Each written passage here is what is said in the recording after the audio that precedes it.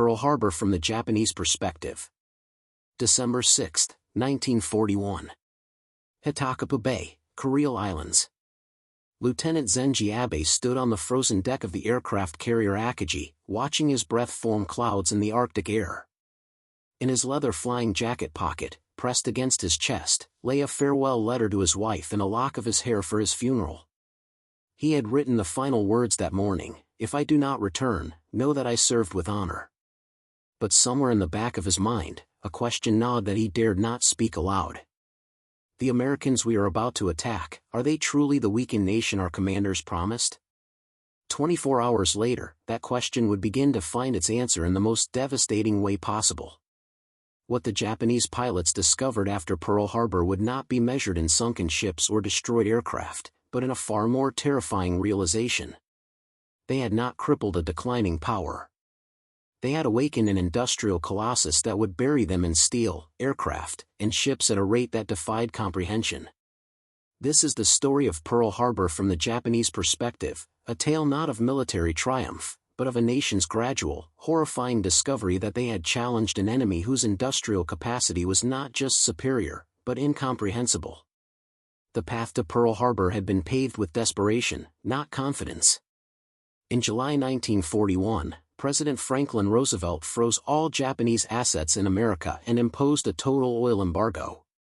Britain and the Dutch East Indies followed immediately. In a single stroke, Japan lost access to 80% of its petroleum supply. The empire's oil reserves, carefully stockpiled over years, would last perhaps 18 months. If war came, that timeline collapsed to less than a year. Admiral Isoroku Yamamoto, Commander-in-Chief of the Combined Fleet, understood what many of his fellow officers refused to accept. He had studied at Harvard from 1919 to 1921.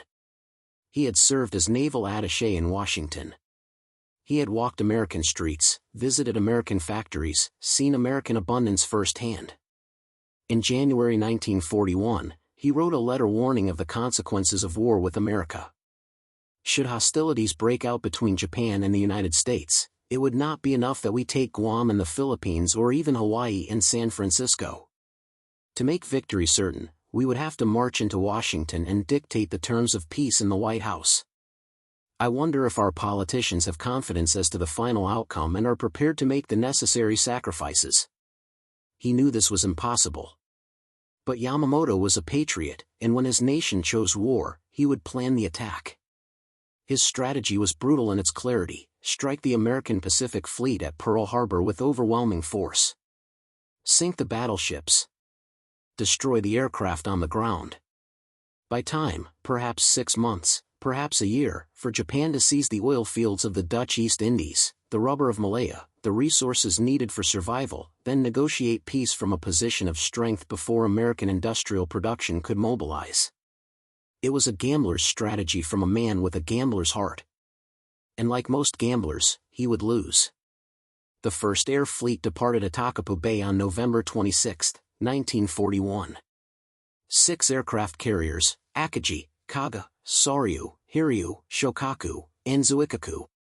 2 battleships, 3 cruisers, 9 destroyers, 7 fuel tankers, and 3 submarines. 414 aircraft aboard the carriers, representing the finest naval aviators in the world. They maintained absolute radio silence for the entire 3,500-mile journey across the North Pacific. The northern route, through waters ravaged by winter storms, was chosen specifically because it was rarely traveled. American reconnaissance aircraft would not be searching these freezing seas. The fleet reached its launch position 230 miles north of Oahu at 0600 hours on December 7, 1941. Commander Mitsuo Fukuda, leading the first wave of 183 aircraft, lifted off from Akagi's flight deck as dawn broke across the Pacific. For months, the pilots had trained over Kagoshima Bay, chosen because its geography mirrored Pearl Harbor, mountains dropping to a shallow harbor, requiring precision approaches at extremely low altitude.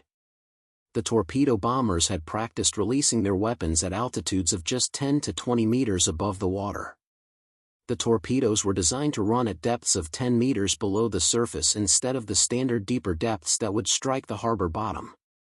One pilot, Kane Murata, assigned to carrier Soryu, had sent his pregnant wife back to her family home in Nagano in September when training intensified.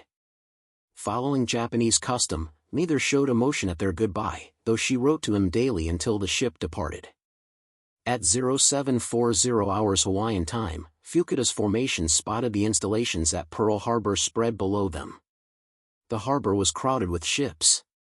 8 battleships moored along Battleship Row. The fleet was in port exactly as intelligence had predicted. But something was wrong. Something crucial. The 3 American aircraft carriers, Enterprise, Lexington, and Saratoga, were not present. They were at sea, their locations unknown. Fukuda made his decision in seconds. The attack would proceed. He slid back the canopy of his Nakajima B5N2 and fired a single dark blue flare, the signal his pilots had trained for months to recognize. Then he transmitted 3 words that would echo through history: Tora, Tora, Tora, Tiger, Tiger, Tiger. Complete surprise achieved. The attack lasted 1 hour and 15 minutes across 2 waves. 2,403 Americans died. 1,170 were wounded. 2 battleships, Arizona and Oklahoma, became total losses that would never return to service. For more battleships, West Virginia, California, Nevada, and Tennessee suffered severe damage but would eventually be salvaged and repaired. 188 aircraft were destroyed on the ground. The Japanese lost 29 aircraft, 5 midget submarines, and 64 men. By any conventional military measure, it was an extraordinary success. But as the Japanese pilots circled above the smoking harbor, preparing to return to their carriers, some observed details that would later haunt them. The massive oil storage tanks on the shore, holding millions of gallons of fuel, sat untouched. The submarine base was intact. The repair facilities were undamaged. The dry docks remained operational. And those 3 carriers were still out there somewhere in the Pacific, untouched and lethal. Lieutenant Zenji Abbe flew in the second wave, piloting an Aichi D-3A dive bomber. By the time his formation arrived over Pearl Harbor, the Arizona was already a burning wreck, her forward magazines detonated by a bomb from the first wave that killed 1,177 men in a single catastrophic explosion. Abbe targeted ships still capable of fighting, adding his bombs to the destruction already underway. The question that had gnawed at him on the frozen deck of Akagi found no answer in the smoke and fire below, only more questions. Aboard Akagi, Commander Fukuda urged Vice Admiral Chuchi Nagumo to launch a 3rd wave to return and destroy the fuel tanks and repair facilities. Nagumo refused. The 1st Air Fleet had achieved its objective. The element of surprise was lost. American forces were now fully alert. The carriers must withdraw before the American carriers found them. The decision was tactically sound and strategically catastrophic. The ships that Japan had damaged would be raised. The aircraft would be replaced. But that choice to leave the infrastructure intact would allow Pearl Harbor to remain operational as the forward base for the entire Pacific Fleet throughout the war.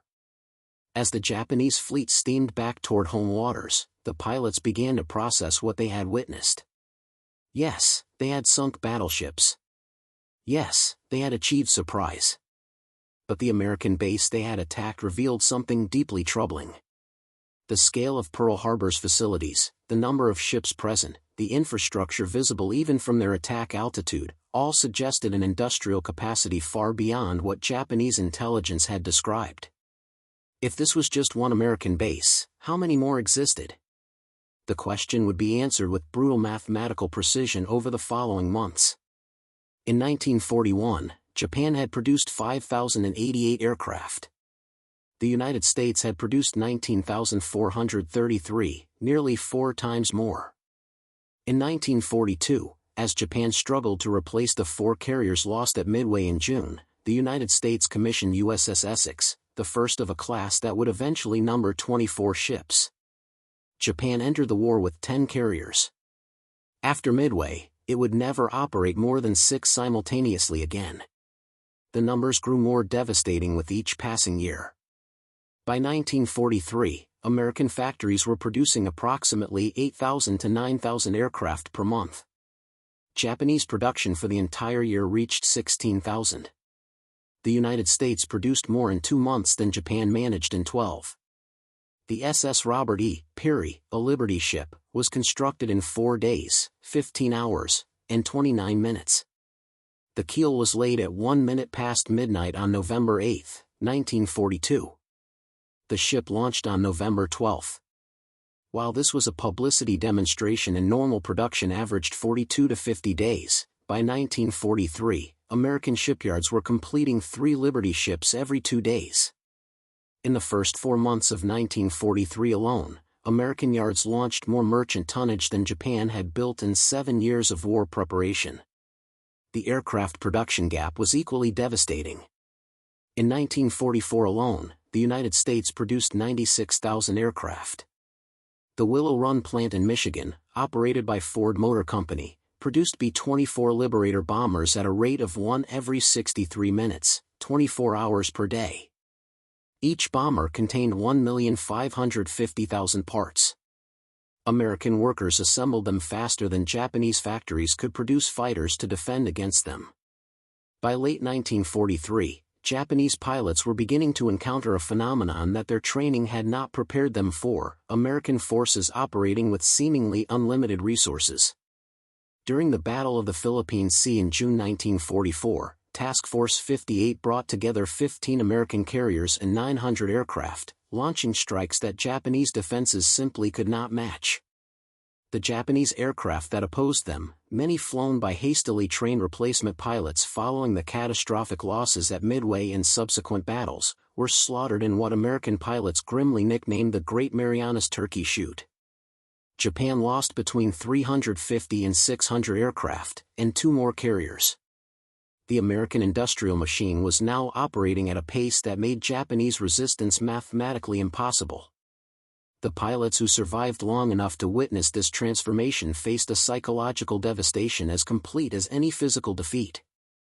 Japanese pilots rode home in growing despair after Midway. Where are all these aircraft coming from? We shoot them down and the sky fills with replacements. This is industrial annihilation. By 1945, Japan's situation had become hopeless. The oil supplies captured in the Dutch East Indies could not reach Japanese refineries. American submarines, produced at a rate Japanese shipyards could never match, had effectively severed the supply lines. Oil tankers lay on the ocean floor by the hundreds. Japan's navy, once the 3rd largest in the world, was reduced to harbor defense. The elite pilots who had trained at Kagoshima Bay, who had achieved complete surprise at Pearl Harbor, were mostly dead, replaced by boys with months of training instead of years. Some were sent on one-way missions, kamikaze attacks, the final admission that conventional naval aviation could no longer compete. The atomic bombs that fell on Hiroshima and Nagasaki in August 1945 were almost redundant. Japan's industrial capacity was already destroyed, its cities burned by conventional bombing, its navy gone, its air force reduced to suicide attacks. The empire that had struck at Pearl Harbor, believing 6 months of victories would force a negotiated peace, had instead triggered the full mobilization of an industrial power that produced at rates beyond Japanese comprehension. America built 297,000 aircraft during the war, 193,000 artillery pieces, 86,000 tanks, and 2 million army trucks. Japan's entire war production across all categories represented less than 10% of American output in most cases, less than 5% in many. Admiral Yamamoto had been proven tragically correct. After 6 months, we will have utterly no confidence. He died on April 18, 1943, when American fighters, guided by intercepted and decoded messages from the JN-25B code revealing his inspection tour itinerary, ambushed his transport aircraft over Bougainville. He did not live to see the full scale of the catastrophe his attack on Pearl Harbor had unleashed. But he had known from the beginning. He had walked American streets, seen American factories, understood American capacity. His final gamble had been that spirit and skill might overcome industrial supremacy. He was wrong. The Japanese pilots who survived the war, including Lieutenant Zenji Abbe and others who had executed the Pearl Harbor attack, would spend decades processing what they had witnessed. The attack on Pearl Harbor was a brilliant tactical success that guaranteed strategic defeat. They had not struck a weak, unprepared enemy. They had struck a sleeping giant that, once awakened, possessed industrial power beyond anything they had imagined possible. The oil embargo that pushed Japan toward war had been intended to prevent Japanese expansion. Instead, it triggered a conflict that revealed the true hierarchy of global industrial power. Japan, which had modernized in merely 50 years and become a regional power, had challenged a nation with 17 times its gross national income, 5 times its steel production, and twice its population. The outcome was never in doubt once American production fully mobilized.